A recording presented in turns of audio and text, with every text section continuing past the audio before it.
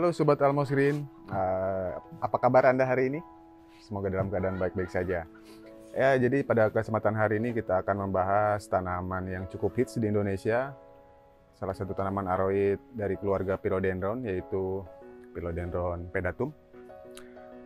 Ya, jadi Philodendron pedatum ini mempunyai karakteristik yang cukup eksotik, atau sering disebut di Indonesia ini Philo merpati, karena karakteristiknya dia seperti ada sayapnya, ada kepalanya, lalu ada tekstur garis-garis di tengahnya. Terus dia mempunyai sifat yang merambat, jadi cocok apabila dipasangkan atau digabungkan dengan turus penyangga seperti ini, dengan bahan lumut atau kayu, atau bahkan di tembok-tembok rumahnya juga dia akan cepat merambat, asalkan media untuk melekatkan itu harus lembab. Bisa di-spray tiap hari atau 2 hari sekali, asal terjaga kelembapannya. Dia akan senang sekali berada di tempat yang seperti itu dengan panjatan-panjatan yang tinggi, dan membuat daunnya lebih membesar kalau dia disediakan turus seperti ini. Terus dalam perawatannya dia cukup mudah, nggak rewel seperti jenis-jenis lain. Dia senang dengan cuaca yang teduh, dalam naungan, boleh di teras, boleh di outdoor dengan naungan paranet. Normalnya sih 80% paranet itu aman untuk keluarga pedatum ini. Kemudian dalam masalah pemupukan, dia juga nggak terlalu ribet. Biasa saya di sini pakai Osmocote seimbang 13-13-13. Terus kadang memberikan B1, pupuk cairnya pakai Formulex, boleh digabungkan, boleh dicoba-coba, itu sesuai selera Anda. Ya, seminggu sekali, kadang 2 minggu sekali, dikombin dengan insektisida, fungisida itu lebih baik. Terus kalau penyiraman di sini kita nggak ada jadwal yang harus 2 hari sekali, 3 hari sekali. Justru harus disesuaikan sama suhu di lingkungan Anda. Misalnya pada cuaca panas kita bisa 2 hari atau sehari sekali, tergantung medianya seporos apa. Kadang di musim hujan kita sejarang mungkin kadang untuk penyiramannya. Untuk simpelnya sih Anda tinggal mengecek medianya. Bisa menggunakan tangan, telunjuk, kita tusuk. Apabila dirasa itu masih lembab atau kering, segera Anda siram, atau Anda bisa menunda penyiraman di hari berikutnya. Terus untuk pedatum ini dia mempunyai Untuk pedatum ini dia mengalami 3 kali mutasi. Yang pertama nggak tahu yang pertama yang mana. Pokoknya dia bermutasi menjadi Philodendron Gladhens, terus Philodendron quercifolium. Kemudian terakhir itu dia bermutasi menjadi Philodendron polypodioides. Nah, saya coba akan menerangkan satu persatu, menjelaskan, memberitahu karakteristik tiap-tiap mutasi dari pedatum ini. Yang pertama, tadi udah jelas ya kalau pedatum seperti ini. Karakternya dia nggak gendut sih, sehat.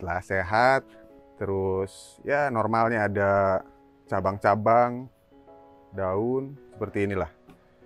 Yang saya mau kasih lihat sekarang, Philodendron Gladhens. Gladhens ini saya mempunyai yang cukup besar untuk daunnya. Nah, sepintas gini nih. Sedikit mirip, cuman jelas berbeda. Yang pertama dia dari jarak antar daun sampingnya. Kalau ini begitu rapat ya. Kalau Gladhens ini agak jarang dan tidak beraturan. Nyilang-nyilang ini dan panjang. Lebih ramping dari yang pedatum. Ini untuk yang Gladhens. Terus tuh kuping atasnya dia lebih lancip-lancip, dan jarak antar daun berikutnya ini agak space lumayan besar nih. Bisa 2 kali nih. Ini sepintas seperti ini nih. Ini pedatum, ini glad hands. Oke. Kemudian dari batang sama, karakter sama, perawatan sama. Yang jelas dari ininya nih, bentuk daunnya, mutasi dari bentuk daun. Ini antara pedatum dan glad hands. Kemudian dari glad hands ini dia bermutasi juga menjadi Philodendron quercifolium. Ini dia Philodendron quercifolium. Masih tetap sama bentuknya. Ya ada agak memanjang gitu, terus ada cabang-cabangnya. Tetapi yang lebih berbeda lagi dari gleden ini yaitu dia lebih tipis lagi dari posisi gleden ini, lebih tipis. Dan jarak ininya pun, tulangnya pun lebih kecil ya. Bisa dilihat lebih tipis. Lebih ringkih kayaknya nih kalau. Nah, ini nih daun-daun barunya seperti ini nih. Lebih tipis lagi.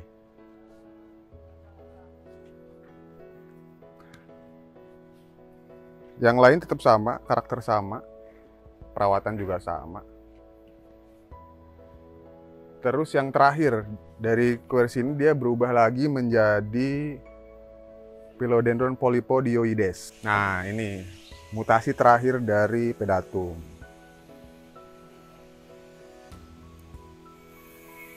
Daunnya lebih tipis lagi dari quercifolium, seperti mirip tortum kayaknya nih. Helai-helaiannya lebih tipis, lebih rawan juga patah, rawan sobek.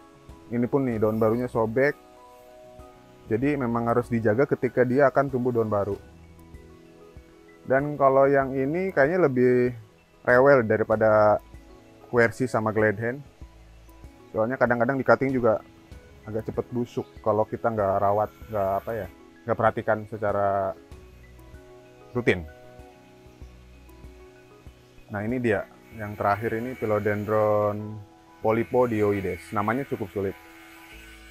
Ya sebanding sama kecantikan daunnya.